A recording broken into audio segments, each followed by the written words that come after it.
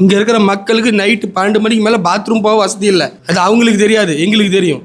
இங்கே இப்போ மழை காலத்தில் தண்ணி நம்பிடுது. லைட்டு போனால் 4 மணி நேரம் 5 மணி நேரம் வரதில்லை. அதனால் நமக்கு வாய்ப்பு கொடுத்தா ஃபஸ்ட்டு இங்கே பில்டர், ஏன்னா ரீடெவலப்மெண்ட் பண்ணியே ஆகணும்.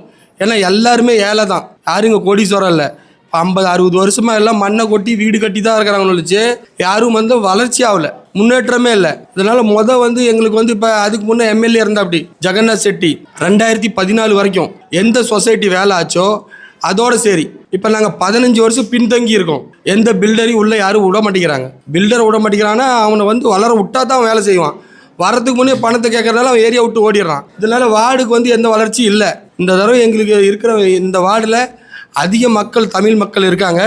தமிழ் மக்களில் இன்னும் 3-4 கேண்டிடேட் நிற்கிறாங்க, ரைட்டு. அவங்க இது வரைக்கும் மக்களுக்கு என்ன சேவை செஞ்சாங்க, மக்களுக்கு என்ன செய்ய போகிறாங்கன்னு தெரிஞ்சுக்குங்க. எனக்கே ஓட்டு போடுங்கன்னு நான் சொல்லலை. யார் செயல்படுறாங்களோ அவங்களுக்கு ஓட்டு போட்டு முயற்சி பண்ணுங்கள்.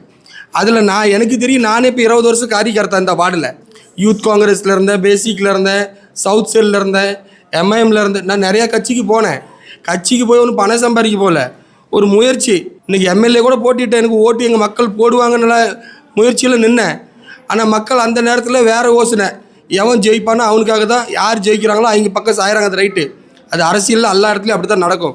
ஆனால் இந்த முறை 175 வார்டில் அதிக மக்கள் இருக்காங்க, தமிழ் மக்கள். நான் ஒரே வார்த்தை இதுதான் சொல்கிறேன், நம்ம இவ்வளோ முன்னேற்றத்துக்கு பாடுபட்டுக்கிட்டு இருக்கோம்.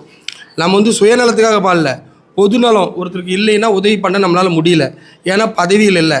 போலீஸ் சௌக்கி போனால் பதவி வேணும், ஹாஸ்பிட்டல் போனால் பதவி வேணும், எந்த ஒரு விஷயத்துக்கு போனாலும் நமக்கு பதவி தேவை. அதுக்காக தான் நம்ம போராடிட்டு இருக்கோம்.